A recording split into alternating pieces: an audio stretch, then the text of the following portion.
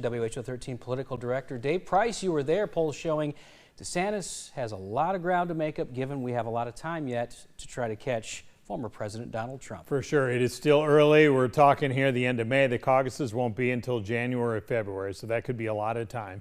Now, if we look at history here, Trump finished second to Ted Cruz in the 2016 Iowa caucuses, but he won big in the general elections in this state when he ran against Hillary Clinton in 2016, Joe Biden in 2020.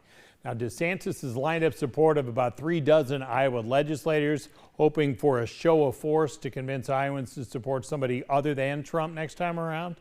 Now, as we also know, Iowans traditionally like their incumbents for statewide office or Congress. Think Chuck Grassley in the 6 decades he has spent in public office. Well, DeSantis tonight didn't mention Grassley or any other Iowa D.C. incumbent specifically, but he did call for some new people in D.C.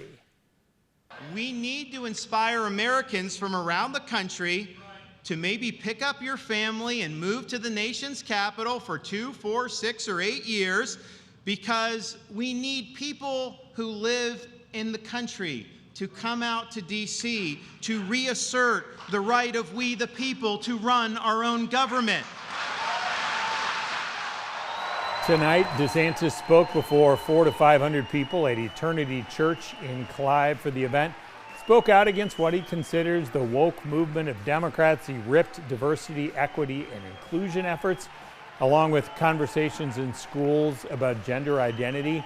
He complained about congressional Republicans spending too much money and for agreeing with the president on that debt ceiling compromise.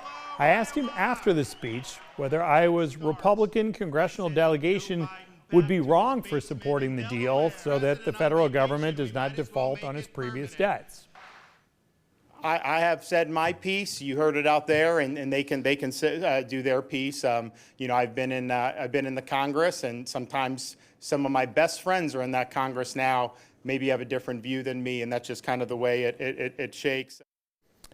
Now, DeSantis did not mention Trump in his speech. He did say something that he's said before, that Republicans need to focus on winning, that they've been losing too much in the past, and he wants them to focus on Joe Biden's policies, not get distracted on other things. So in the speech itself, that's how he would indirectly talk about Trump.